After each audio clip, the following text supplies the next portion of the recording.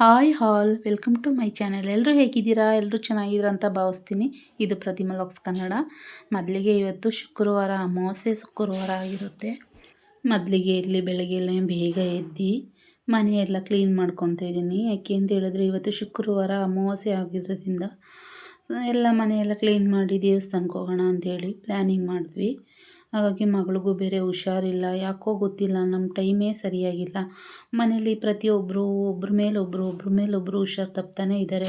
First husband ಹುಷಾರು ತಪ್ಪಿದ್ರು, ಮತ್ತು ನನ್ನ ಮಗ ನಾನು ಕೂಡ ಇನ್ನೂ ಸುಧಾರಿಸ್ಕೊಳ್ಳೋಕ್ಕಾಗಿಲ್ಲ.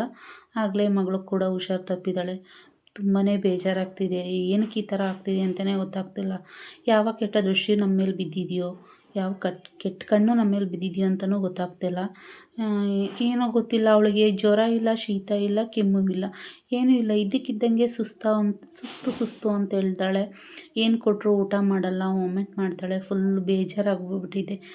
ನಮಗೇನಾದರೂ ಹುಷಾರಾಗಿಲ್ಲ ಅಂದರೆ ಏನೋ ಒಂದು ಇದು ಮಾಡಿಕೊಂಡು ಸಮಾಧಾನ ಆಗ್ಬಿಡುತ್ತೆ. ಬಟ್ ಮಕ್ಳಿಗೆ ಹುಷಾರಿಲ್ಲ ಅಂತ ಹೇಳಿದ್ರೆ ಮನಸ್ಸೇ ಸಮಾಧಾನ ಇರಲ್ಲ. ಏನೋ ಒಂಥರ ಬೇಜಾರಾಗ್ತಾ ಇರುತ್ತೆ. ಹಾಗೆ ಅಮ್ಮನೂ ಕೂಡ ಮಗಳನ್ನ ನೋಡೋಕ್ಕೆ ಬಂದಿದ್ದರು. ಸ್ವಲ್ಪ ರಾಗಿ ಹಿಟ್ಟು ಖಾಲಿಯಾಗಿತ್ತು, ಹಾಗೆ ರಾಗಿ ಪುಡಿ ಮಾಡಿಸೋಣ ಅಂಥೇಳಿ ಅದನ್ನು ಕೂಡ ಅಮ್ಮ ತೊಳ್ಕೊಟ್ರು. ರಾಗಿ ಎಲ್ಲನೂ ಮಗಳು ಇದ್ದರೆ ಸ್ವಲ್ಪ ಕೆಲಸ ಎಲ್ಲ ಅವಳು ಸ್ವಲ್ಪ ಕೆಲಸ ಮಾಡಿಕೊಡ್ತಿದ್ಲು. ಈಗ ನಾನು ಒಬ್ಬಳೇ ಮಾಡೋದ್ರಿಂದ ಎಲ್ಲ ಕೆಲಸನೂ ನನಗೇ ಆಯಿತು. ಹಾಗಾಗಿ ನಾನು ಮನೆ ಕೆಲಸ ಮಾಡ್ಕೊತಾ ಇದ್ದೆ. ಅಮ್ಮ ಬಂದಿದ್ರಲ್ಲ, ಹಾಗೆ ರಾಗಿ ಎಲ್ಲನೂ ನೀಟಾಗಿ ತೊಳೆದ್ಬಿಟ್ಟು ಮೇಲೆ ಒಣಗಾಕಿದ್ರು. ಹಾಗಾಗಿ ನಾನು ಮನೆ ಹಾಸಿಗೆ ಎಲ್ಲ ಒದ್ರಿ ನೀಟಾಗಿ ಕಸ ಎಲ್ಲ ಗುಡಿಸ್ಕೊಂಡು ಮನೆ ಒರೆಸ್ಕೊತಾ ಇದ್ದೆ. ಟೈಮು ಎಷ್ಟು ಬೇಗ ಹೋಗುತ್ತೆ ಅಂತಲೇ ಗೊತ್ತಾಗಲ್ಲ. ಎಷ್ಟು ಫಾಸ್ಟಾಗಿ ಕೆಲಸ ಮಾಡಿದ್ರೆ ಕೆಲಸನೇ ಮುಗಿಯೋದಿಲ್ಲ. ಹೆಣ್ಮಕ್ಳದ್ದೆಲ್ಲರದು ಇದೇ ಗೋಳು ಅಂತ ಅನಿಸುತ್ತೆ. ಹಾಗಾಗಿ ಟೈಮು ಎಷ್ಟು ಬೇಗ ಹೋಗುತ್ತೆ ಅಂತಲೇ ಗೊತ್ತಾಗಲ್ಲ. ಹಾಗಾಗಿ ಬೇಗ ಮನೆಯೆಲ್ಲ ಕೆಲಸ ಎಲ್ಲ ಮುಗಿಸಿ ಮಗಳಿಗೆ ಕೂಡ ಇನ್ನೂ ತಿಂಡಿ ಮಾಡಿಕೊಟ್ಟಿರಲಿಲ್ಲ. ತಿಂಡಿಗೆ ಏನಪ್ಪ ಮಾಡೋದು ಅಂತ ಆಲೋಚನೆ ಮಾಡ್ತಿದ್ದೆ. ಆಗ ಮಮ್ಮಿ ರೊಟ್ಟಿ ಮಾಡಿಕೊಡಿ ಅಂತ ಅವಳೇ ಬಾಯ್ಬಿಟ್ಟು ಕೇಳಿದ್ಲು. 3 ದಿನದಿಂದ ಅವಳು ಹೊಟ್ಟೆಗೆ ಏನೂ ಕೂಡ ತಿಂದಿಲ್ಲ. ಹಾಗಾಗಿ ರೊಟ್ಟಿ ಮಾಡ್ಕೊಡೋಣ ಅಂಥೇಳಿ ಹುಳ್ಳಿ ಜಿಂಕ ಖಾರ ಮಾಡೋಣ ಅಂಥೇಳಿ ಅದನ್ನು ಕೂಡ ರೆಡಿ ಮಾಡ್ಕೊತಾ ಇದೆ. ಇದು ಮಾಡೋದು ತುಂಬ ಸಿಂಪಲ್ಲು. ಒಂದು ಕಡಾಯಿ ಇಟ್ಕೊಂಡು ಅದಕ್ಕೆ ಸ್ವಲ್ಪ ಎಣ್ಣೆ, ಸ್ವಲ್ಪ ಸಾಸಿವೆ, ಕಟ್ ಮಾಡಿ ಇಟ್ಕೊಂಡಿರೋಂಥ ಮೆಣಸಿನ್ಕಾಯಿ, ಹಾಗೆ ಈರುಳ್ಳಿ, ಕರಿಬೇವಿನ ಸೊಪ್ಪು, ಇದಕ್ಕೆ ಮೇಯ್ನಾಗಿ ಬೇಕಾಗಿರೋದು ಬೆಳ್ಳುಳ್ಳಿ. ಏಕೆಂದರೆ ಫ್ಲೇವರ್ ಅದು ಹಾಕಿದ್ರೇ ತುಂಬ ಚೆನ್ನಾಗಿರುತ್ತೆ. ಅದನ್ನು ನೀಟಾಗಿ ಫ್ರೈ ಮಾಡಿಕೊಂಡ್ರೆ ಸಾಕು. ಬ್ರೌನ್ ಬರೋವರೆಗೂ ಫ್ರೈ ಮಾಡಿಕೊಂಡ್ರೆ ಆಗೋಗುತ್ತೆ. ಹಾಗೆ ಅದಕ್ಕೊಂದು ಟೊಮೆಟೊ ಹಣ್ಣು ಕೂಡ ಆ್ಯಡ್ ಮಾಡ್ಕೋಬೇಕು. ಟೊಮೆಟೊ ಹಣ್ಣು ಹಾಕ್ಕೊಂಡ್ರೆ ಸ್ವಲ್ಪ ಟೇಸ್ಟ್ ಚೆನ್ನಾಗಿರುತ್ತೆ ಅಂತೇಳಿ ಹಾಕ್ಕೊತೀವಿ. ಇದು ಹಳ್ಳಿ ಕಡೆ ಆಲ್ಮೋಸ್ಟ್ ಎಲ್ಲರೂ ಮಾಡ್ತಾರೆ. ಸಿಟಿ ಕಡೆ ಸ್ವಲ್ಪ ಜನ ಮಾಡೋದು ಕಮ್ಮಿ. ಹಾಗೆ ಇದಕ್ಕೆ ನಮಗೆ ಎಷ್ಟು ಬೇಕಷ್ಟು ನೀರು ಹಾಕ್ಕೊಂಡು ಅದಕ್ಕೆ ಸ್ವಲ್ಪ ಕಾಯಿ ತುರಿ ಕೂಡ ಹಾಕ್ಕೊಂಡೆ. ಅದಕ್ಕೆ ನಮಗೆ ಎಷ್ಟು ಬೇಕು ಅಷ್ಟು ಪೌಡ್ರ್ ಹಾಕ್ಕೊಂಡು ಅದನ್ನು ನೀಟಾಗಿ ಗಂಟಾಗ್ದಂಗೆ ತಿರುಗ್ಕೊಂಡ್ರೆ ಆಯಿತು. ಮಾತ್ರ ತುಂಬಾ ಚೆನ್ನಾಗಿರುತ್ತೆ. ನನಗೆ ರೊಟ್ಟಿ ತುಂಬ ಫೇವ್ರೇಟು ಅಂತ ಹೇಳಿದ್ರೇ ತಪ್ಪಾಗಲ್ಲ. ಅಷ್ಟು ಇಷ್ಟ ನನಗೆ ಇದು ಹುಳ್ಳಿ ಜಿಂಕ ಖಾರ ಅಂತ ಹೇಳಿದ್ರೆ. ಹಾಗಾಗಿ ಅದನ್ನು ಕೂಡ ರೆಡಿ ಮಾಡಿಕೊಂಡೆ. ತುಂಬಾ ಚೆನ್ನಾಗಿ ಬಂದಿತ್ತು. ಟೇಸ್ಟು ಕೂಡ ತುಂಬ ಚೆನ್ನಾಗಿತ್ತು. ಖಾರನೂ ಇರಲಿಲ್ಲ, ಈ ಕಡೆ ಸಪ್ಪೆನೂ ಇರಲಿಲ್ಲ. ಹಾಗೆ ಮೀಡಿಯಮ್ ಆಗಿ ತುಂಬಾ ಚೆನ್ನಾಗಿತ್ತು. ಇಲ್ಲಿ ರೊಟ್ಟಿಗೂ ಕೂಡ ಹದ ಮಾಡಿಕೊಂಡೆ. ಅಕ್ಕಿ ರೊಟ್ಟಿ ನಾನು ಯಾವಾಗಲೂ ಹೀಗೇ ಮಾಡೋದು. ಅಕ್ಕಿ ರೊಟ್ಟಿಗಾಗಿರ್ಬೋದು, ಹಾಗೆ ರಾಗಿ ರೊಟ್ಟಿಗೂ ಆಗಿರ್ಬೋದು, ಕಾಂಬಿನೇಷನ್ ತುಂಬಾ ಚೆನ್ನಾಗಿರುತ್ತೆ. ಆ ಟೇಸ್ಟು ಕೂಡ ಚೆನ್ನಾಗಿರುತ್ತೆ. ನೀವು ಒಂದ್ಸರಿ ಟ್ರೈ ಮಾಡಿ ನೋಡಿ, ಮತ್ತೆ ತಿನ್ನಬೇಕು ಅನಿಸುತ್ತೆ. ನನಗಂತೂ ಯಾವಾಗ ರೊಟ್ಟಿ ಮಾಡಿಕೊಂಡ್ರು ಜಾಸ್ತಿ ನಾನು ಇಷ್ಟಪಡೋದು ಕುಂಬಳಕಾಯಿ ಖಾರ ಮತ್ತು ಹುಳ್ಳಿ ಜಿಂಕ. ಇದು ಎರಡೂ ಜಾಸ್ತಿ ನನ್ನ ಫೇವ್ರೇಟ್ ಅಂತಲೇ ಹೇಳ್ಬೋದು. ಅಷ್ಟು ಇಷ್ಟಪಟ್ಟು ತಿಂತೀನಿ ನಾನು ರೊಟ್ಟಿಗೆ. ನಮ್ಮ ಮನೆ ಜಾಸ್ತಿ ರೊಟ್ಟಿನೇ ಯೂಸ್ ಮಾಡ್ತೀವಿ. ಯಾಕೆಂದರೆ ಮಕ್ಕಳು ರೈಸ್ ಐಟಮ್ ಸ್ವಲ್ಪ ಕಮ್ಮಿನೇ ತಿನ್ನೋದು. ಚಪಾತಿ ರೊಟ್ಟಿ ಆದರೆ ಚೆನ್ನಾಗಿ ತಿಂತಾರೆ. ಹಾಗಾಗಿ ನಾನು ಜಾಸ್ತಿ ರೊಟ್ಟಿನೇ ಮಾಡ್ತೀನಿ. ಬೆಳಗ್ಗೆ ಎದ್ದು, ಏಕೆಂದರೆ ತುಂಬ ಬೇಗನೂ ಮಾಡ್ಕೋಬೋದು ರೊಟ್ಟಿ ಆದರೆ. ಅದಕ್ಕಾಗಿ ನಾನು ಸ್ವಲ್ಪ ಇದನ್ನೇ ಯೂಸ್ ಮಾಡ್ತೀನಿ, ರೊಟ್ಟಿ ಮತ್ತು ಚಪಾತಿನೇ ಜಾಸ್ತಿ. ಪುಳಿಯೋಗರೆ, ಚಿತ್ರಾನ್ನ ಇಂಥವೆಲ್ಲ ಐಟಮ್ ಮಾಡಿದ್ರೆ ಜಾಸ್ತಿ ಏನು ಇಷ್ಟಪಡಲ್ಲ. ರೊಟ್ಟಿ ಆದರೆ ಬೇಕಾದರೆ ನನ್ನ ಮಗ ಅಂತೂ ರೊಟ್ಟಿ ಮಾಡಿಕೊಟ್ರೆ 3 ಟೈಮು ಅದನ್ನೇ ತಿಂತಾ ಇರ್ತಾನೆ. ಅದಕ್ಕೆ ಅವ್ನು ರೊಟ್ಟಿ ಚಪಾತಿ ಅಂದರೆ ತುಂಬಾ ಇಷ್ಟ. ಹಾಗಾಗಿ ಮಕ್ಳಿಗೆ ಏನು ಇಷ್ಟ ಅದನ್ನು ತಾನೇ ಮಾಡಬೇಕಾಗಿರೋದು. ಹಾಗಾಗಿ ನಾನು ಜಾಸ್ತಿ ರೊಟ್ಟಿನೇ ಮಾಡ್ತಾಯಿರ್ತೀನಿ. ಇವತ್ತು ಕೂಡ ಖಾರ ರೊಟ್ಟಿ ಎರಡೂ ಚೆನ್ನಾಗಿತ್ತು. ಆದರೆ ಏನು ಬೇಜಾರಪ್ಪ ಅಂತ ಹೇಳಿದ್ರೆ ನನ್ನ ಮಗಳು ಹೊಟ್ಟೆ ತುಂಬ ತಿಂತಾನೇ ಇರಲಿಲ್ಲ. ಅದೇ ಒಂದು ನನಗೆ ಬೇಜಾರು ಫೀಲ್ ಆಗ್ತಿತ್ತು. ಮನೇಲಿ ಏನಾದರೂ ತಿಂಡಿ ಆಗಲಿ ಅಡುಗೆ ಆಗಲಿ ಏನಾದರೂ ಮಾಡಿದಾಗ ಮಕ್ಕಳು ಖುಷಿಯಿಂದ ಹೊಟ್ಟೆ ತುಂಬ ತಿಂದರೆ ಅದ್ರಲ್ಲಿ ತಾಯಂದಿರಿಗಾಗೋ ಖುಷಿನೇ ಬೇರೆ. ಅದು ಎಲ್ಲ ತಾಯಂದಿರಿಗೂ ಅದೇ ಥರ ಅನಿಸುತ್ತೆ. ಹಾಗೆ ನನಗೂ ಕೂಡ ಹಂಗೇ ಮಕ್ಕಳು ಹೊಟ್ಟೆ ತುಂಬ ಊಟ ಮಾಡಿದ್ರೆ ನನಗೇನೋ ಒಂಥರ ಸಮಾಧಾನ ಆಗಿರ್ಬೋದು, ಖುಷಿ ಎಲ್ಲನೂ ಇರುತ್ತೆ. ಆದರೆ ನಾನು ಅಷ್ಟು ಕಷ್ಟಪಟ್ಟು ಶ್ರಮಪಟ್ಟು ನಾನು ಮಾಡಿಕೊಟ್ಟಾಗ ಅವ್ರು ತಿಂದಿಲ್ಲದಾಗ ನನ್ನ ಮನಸ್ಸಿಗೆ ಏನೋ ಒಂಥರ ಬೇಜಾರಾಗುತ್ತೆ. ಹಾಗೆ ಬೆಳಗ್ಗೆ ಟೈಮು ಲೇಟ್ ಆಗುತ್ತೆ ಅಂತ ಮಗ ತಿಂಡಿನೇ ತಿನ್ನಲ್ಲ, ಹಾಗೆ ಹೊರ್ಟೋಗ್ಬಿಡ್ತಾನೆ.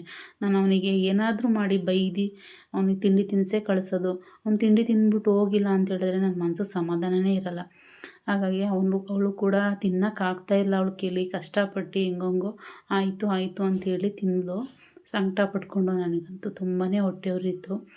ಅವ್ರಿಗೆ ತಿಂಡಿ ಮಾಡಿಕೊಟ್ಬಿಟ್ಟು ನಾನು ತಿಂಡಿ ತಿಂದ್ಬಿಟ್ಟು ಮಧ್ಯಾಹ್ನಕ್ಕೆ ಸಾಂಬಾರು ಮಾಡಿಟ್ಬಿಡೋಣ ಅಂಥೇಳಿ ಅದನ್ನು ಕೂಡ ರೆಡಿ ಮಾಡ್ಕೊತಾ ಇದ್ದೆ. ಏಕೆಂದರೆ ಸಂಜೆ ದೇವಸ್ಥಾನಕ್ಕೆ ಹೋಗಬೇಕು ಅಂತ ಅಂದ್ಕೊಂಡಿದ್ವಲ್ಲ, ಹಂಗಾಗಿ ಸಾಂಬಾರನ್ನೂ ಮಾಡಿಟ್ಬಿಟ್ರೆ ಸ್ವಲ್ಪ ಕೆಲಸ ಈಸಿ ಆಗಿಬಿಡುತ್ತೆ ಅಂಥೇಳಿ ನಾನು ಇಲ್ಲಿ ಅವರೆಕಾಳು, ಬೀನ್ಸು, ಬದನೇಕಾಯಿ ಎಲ್ಲ ಹಾಕಿ ತರಕಾರಿ ಹಾಕಿ ಸಾಂಬಾರು ಮಾಡಿ ಇಲ್ಲಿ ನಾನು ಮಧ್ಯಾಹ್ನಕ್ಕೆ ಸಾಂಬಾರು ಕೂಡ ರೆಡಿ ಮಾಡ್ಕೊತಾ ಇದ್ದೆ. ಹಸ್ಬೆಂಡು ಮಧ್ಯಾಹ್ನಕ್ಕೆ ಊಟಕ್ಕೆ ಬರ್ತಾರೆ, ಇನ್ನು ಮಧ್ಯಾಹ್ನಕ್ಕೆ ಮತ್ತೆ ಗಾಬರಿ ಮಾಡ್ಕೊಳ್ಳೋದು ಬೇಡ ಅಂಥೇಳಿ ನಾನು ಇಲ್ಲಿ ತಿಂಡಿ ಆಗಿದ ತಕ್ಷಣ ಎಲ್ಲನೂ ಕೂಡ ಪ್ರಿಪೇರ್ ಮಾಡಿಕೊಂಡು ನಾನು ಇನ್ನು ಸ್ನಾನಕ್ಕೆ ಹೊರಡಬೇಕಾಗಿತ್ತು. ಹಾಗಾಗಿ ಸಾಂಬಾರು ಕೂಡ ರೆಡಿ ಮಾಡಿಕೊಂಡೆ. ಫೈನಲಿ ಸಾಂಬಾರು ರೆಡಿ ಆಯಿತು. ಇನ್ನು ರೈಸ್ಗೆ ಇಟ್ಬಿಟ್ರೆ ಇನ್ನು ಆಲ್ಮೋಸ್ಟ್ ಕೆಲಸ ಮುಗ್ದಂಗೆ. ಸಾಂಬಾರು ರೆಡಿ ಆಯಿತು, ರೈಸು ರೆಡಿ ಆಯಿತು. ನಾನಿಲ್ಲಿ ಸ್ನಾನ ಮಾಡಿಕೊಂಡು ಪೂಜೆ ಮಾಡೋಣ ಅಂತ ಹೊರಟೆ. ನಾನಿಲ್ಲಿ ಸ್ನಾನ ಮಾಡಿಕೊಂಡು ದೇವರಿಗೆಲ್ಲ ರೆಡಿ ಮಾಡೋತ್ತಿಗೆ ಟೈಮ್ ಬಂದು ಆಗಲೇ 4 ಗಂಟೆ ಆಗಿಬಿಟ್ಟಿತ್ತು. ಬೆಳಗ್ಗೆ ಎಷ್ಟು ಬೇಗ ಎದ್ರೂ ಕೆಲಸನೇ ಮುಗಿಯಲ್ಲ, ಇಷ್ಟೊತ್ತಾಯಿತು. ಪೂಜೆ ಎಲ್ಲ ಅಮಾವಾಸ್ಯೆ ದಿನ ದೇವ್ರ ಮನೆ ಕ್ಲೀನ್ ಮಾಡಬಾರ್ದು ಅಂಥೇಳಿ ನಾನು ಇಲ್ಲಿ ಹಿಂದಿನ ದಿನವೇ ದೇವ್ರ ಮನೆಯೆಲ್ಲ ಫುಲ್ ಕ್ಲೀನ್ ಮಾಡಿಟ್ಟಿದ್ದೆ. ಹಾಗಾಗಿ ಅದು ಸ್ವಲ್ಪ ಕೆಲಸ ನನಗೆ ಸೇವ್ ಆಯಿತು. ಇಲ್ಲಾಂದರೆ ಅದು ಒಂದು ಗಂಟೆ ಟೈಮ್ ಆಗಿಬಿಡ್ತಿತ್ತು. ಹಾಗೆ ಹಿಂದಿನ ದಿನವೇ ನಾನು ದೇವ್ರ ಮನೆ ಎಲ್ಲ ರೆಡಿ ಮಾಡಿಟ್ಟಿದ್ದೆ. ಹಾಗಾಗಿ ಬರೀ ಹೂವು ಮಾತ್ರ ತೆಗೆದ್ಬಿಟ್ಟು ಹೂವು ಮಾತ್ರ ಮಾಡಿಸಿ ಪೂಜೆ ಎಲ್ಲ ಮುಗಿಸ್ಕೊಂಡೆ. ಟೈಮ್ ಬಂದು ಆಗಲೇ 4:15 ಆಗೋಯಿತು. ಮಗಳು ಎದ್ದೇಳಮ್ಮ ಅಂತ ಹೇಳಿದ್ರೆ ಅವಳು ಬೇರೆ ಎದ್ದೇಳ್ತಾ ಇಲ್ಲ. ಇನ್ನೇನು ಮಾಡೋದು, ಹಂಗೆ ಹಿಂಗೆ ಆಡಿ ಕೊನೆಗೂ ಫೈನಲಿ ಎದ್ದು ರೆಡಿ ಆಗಮ್ಮ ಬೇಗ ಅಂತ ಹೇಳಿ ನಾನಿಲ್ಲಿ ಪೂಜೆ ಮಾಡ್ಕೊತಾ ಇದ್ದೆ. ನಾವು ಹೊಸಲಿಗೆ ಅಮಾವಾಸ್ಯೆ ಬಂದರೆ ಯಾವಾಗಲೂ ಅಷ್ಟೇ ನಿಂಬೆಹಣ್ಣ ಕುಯ್ತೀವಿ. ನಿಂಬೆಹಣ್ಣ ಏನಕ್ಕೆ ಕುಯ್ತೀವಿ ಅಂತ ಹೇಳಿದ್ರೆ ಯಾವ ಕೆಟ್ಟ ದೃಷ್ಟಿನೂ ನಮ್ಮ ಮನೆ ಮೇಲೆ ಬೀಳಬಾರ್ದು ಅಂಥೇಳಿ ಒಂದು ದೃಷ್ಟಿ ತೆಗೆದುಬಿಟ್ಟು ಅಮಾವಾಸ್ಯೆ ಹುಣ್ಣಿಮೆ ಟೈಮಲ್ಲಿ ನಿಂಬೆಹಣ್ಣ ಕುಯ್ಯಬೇಕು. ನಿಂಬೆಹಣ್ಣ ಕುಯ್ದುಬಿಟ್ಟು ಎಡದ ಕೈಲಿ ಇರೋದು ಬಲದ ಕಡೆ ಇರೋದು ಎಡದ ಕಡೆ ಅಡ್ಡ ಇಟ್ಟರೆ ಅದು ಒಳ್ಳೆಯದಾಗುತ್ತೆ ಒಂದು ನಂಬಿಕೆ. ಅದನ್ನು ನಾನು ಕೂಡ ಪಾಲಿಸ್ಕೊಬಂದಿದ್ದೀನಿ. ಹಾಗೆ ನಾನು ಕೂಡ ಅದನ್ನೇ ಮಾಡ್ತೀನಿ. ಅಮಾವಾಸ್ಯೆ ಹುಣ್ಣಿಮೆ ಬಂದರೆ ನಾನು ಮನೆಗೆ, ದೇವರಿಗೆ, ಬಾಗಿಲಿಗೆಲ್ಲ ದೃಷ್ಟಿ ತೆಗ್ದು ನಾನು ಒಂದು ನಿಂಬೆಹಣ್ಣು ಕುಯ್ದು ಹೊಸ್ಲಿಗೆ ಇಡ್ತೀನಿ. ಎಲ್ಲರೂ ಗೊತ್ತಿರುತ್ತೆ, ಎಲ್ಲರೂ ಮಾಡ್ತಾರೆ, ನಾನು ಕೂಡ ಮಾಡ್ತೀನಿ. ಫೈನಲಿ ಮಗಳು ರೆಡಿಯಾಗಿ ಬಂದು ಕೂತ್ಕೊಂಡ್ಳು. ಅವಳು ನೋಡಿದ್ರೆ ಬೇಜಾರಾಗುತ್ತೆ. ಯಾವಾಗಲೂ ಆ್ಯಕ್ಟಿವ್ ಆಗಿ ಆರಾಮಾಗಿ ನಗ್ನಗ್ತಾ ಖುಷಿಯಾಗಿ ನಮ್ಮನ್ನೇ ಕಾಮಿಡಿ ಮಾಡ್ಕೊಂಡಿರ್ತಿದ್ದವಳು ಇವಾಗ ಮಂಕಾಗ್ಬಿಟ್ಲು. ಹಾಗೆ ಗಾಡಿ ತೊಗೊಂಡು ನಾನು ಮಗಳು ಹೊರಟು. ಎಲ್ಲಿಗೆ ಹೊರಟು ಅಂತ ಹೇಳಿದರೆ ಇಲ್ಲಿ ಬಿಳ್ಕೆರೆ ಹತ್ರ ಹೊಸಲು ಮಾರಮ್ಮ ದೇವಸ್ಥಾನ ಇದೆ, ಅಲ್ಲಿಗೆ ಹೊರಟು. ನನ್ನ ಆ ತಾಯಿನ ನಂಬ್ದಾಗ್ಲಿಂದನೂ ನನಗೆ ಒಳ್ಳೆಯದೇ ಆಗಿದೆ. ಇಲ್ಲಿವರೆಗೂ ಒಳ್ಳೆಯದೇ ಆಗಿದೆ, ಇನ್ನು ಮುಂದೆನೂ ಒಳ್ಳೆಯದಾಗುತ್ತೆ ಅನ್ನೋ ನಂಬಿಕೆಯಲ್ಲಿದ್ದೀನಿ. ಆ ತಾಯಿ ತುಂಬಾ ಪವರ್ಫುಲ್ಲಾಗಿದೆ. ಹಾಗಾಗಿ ನಾನು ಅಮಾವಾಸ್ಯೆ ಹುಣ್ಣಿಮೆ ಬಂದರೆ ನನ್ನ ತಾಯಿ ಹತ್ರ ಹೋಗಿ ನನ್ನ ಕಷ್ಟಗಳಾಗಿರ್ಬೋದು, ನನ್ನ ಸುಖ ಆಗಿರ್ಬೋದು ಎಲ್ಲನೂ ಹೇಳ್ಕೊತೀನಿ. ಅಲ್ಲಿ ಹೋಗಿ ನಾವು ಒಂದು ಒಳ್ಳೆಯದು ಕೆಟ್ಟದ್ದು ಮಾಡಿಬಿಟ್ಟು ನಮ್ಮ ಮಕ್ಕಳು ಕರ್ಕೊಂಡೋಗಿ ಅವಳು ಮಗಳಿಗೂ ಫಸ್ಟು ಪೂಜೆ ಮಾಡಿಸ್ಬೇಕು. ನನ್ನ ಮಗಳು ಹೇಳ್ತಾಯಿದ್ಲು, ಮಮ್ಮಿ ನಾನು ದೇವ್ರ ಹತ್ರ ಏನೂ ಕೇಳ್ಕೊತಿರ್ಲಿಲ್ಲ, ಬೇಗ ಹುಷಾರು ಮಾಡಮ್ಮ ಅಂತಲೇ ಕೇಳ್ಕೊತಿದ್ದೆ ಅಂತಿದ್ಲು. ನನಗಂತೂ ತುಂಬಾ ಬೇಜಾರಾಯಿತು. ಅವಳು ಎಷ್ಟು ನೋವು ಅನುಭವಿಸಿರ್ಬೋದು, ಅವಳಿಗೆ ಎಷ್ಟು ನೋವಾಗಿರ್ಬೋದು ಅಂತ. ಆ ತಾಯಿ ಆಶೀರ್ವಾದ ಎಲ್ಲರ ಮೇಲೂ ಹೀಗೆ ಇರಲಿ, ಎಲ್ಲರಿಗೂ ಆರೋಗ್ಯ, ಆಯುಸ್ಸು, ಸುಖ, ಸಂಪತ್ತು, ಸಮೃದ್ಧಿ ಕೊಟ್ಟು ಕಾಪಾಡಲಿ. ಹಾಗೆ ನಾವು ಕೂಡ ಇಲ್ಲಿ ದರ್ಶನ ಮುಗಿಸ್ಕೊಂಡು ಮಗಳಿಗೆ ಒಂದು ತಾಯ್ತನೂ ಕೂಡ ಕಟ್ಟಿಸ್ಕೊಂಡು ಹೊರಗಡೆ ಬಂದು ಸ್ವಲ್ಪ ಹೊತ್ತು ಅಲ್ಲೇ ಟೈಮ್ ಸ್ಪೆಂಡ್ ಮಾಡ್ದು. ನನಗೆ ಅಲ್ಲಿಗೆ ಹೋಗಿ ಬಂದರೆ ಮನಸ್ಸಿಗೆ ಏನೋ ಒಂದು ಸಮಾಧಾನ, ಮನಸ್ಸಿಗೂ ಕೂಡ ನೆಮ್ಮದಿ. ಹಾಗಾಗಿ ನನ್ನ ಮನಸ್ಸಲ್ಲೂ ಏನಾದರೂ ತಳಮಳ ಇದ್ದರೆ, ಏನೋ ಒಂದು ಕೆಟ್ಟ ಸೂಚನೆಗಳಾಗ್ತಾಯಿದ್ರೆ ನನಗೆ ಈ ತಾಯಿ ಸನ್ನಿಧಾನಕ್ಕೆ ಹೋಗಿ ಸ್ವಲ್ಪ ಹೊತ್ತು ಅಲ್ಲೇ ಟೈಮ್ ಸ್ಪೆಂಡ್ ಮಾಡಿ ಕೂತ್ಕೊಂಡು ತಾಯಿ ದರ್ಶನ ಮಾಡ್ಕೊಂಡು ಬಂದರೆ ಮನಸ್ಸಿಗೆ ಏನೋ ಒಂಥರ ಸಮಾಧಾನ. ಹಾಗೆ ಇವತ್ತು ಕೂಡ ನನಗೆ ಮನಸ್ಸಿಗೆ ಏನೋ ಒಂಥರ ಖುಷಿ ಆಯಿತು. ಈ ವ್ಲಾಗ್ನ ಇಲ್ಲಿಗೆ ಎಂಡ್ ಮಾಡ್ತಾಯಿದ್ದೀನಿ. ಈ ವಿಡಿಯೋ ಇಷ್ಟ ಆಗಿದರೆ ಒಂದು ಲೈಕ್ ಮಾಡಿ, ಶೇರ್ ಮಾಡಿ, ಕಮೆಂಟ್ ಮಾಡಿ, ಸಬ್ಸ್ಕ್ರೈಬ್ ಮಾಡಿ. ಪ್ಲೀಸ್ ಸಪೋರ್ಟ್ ಮಾಡಿ.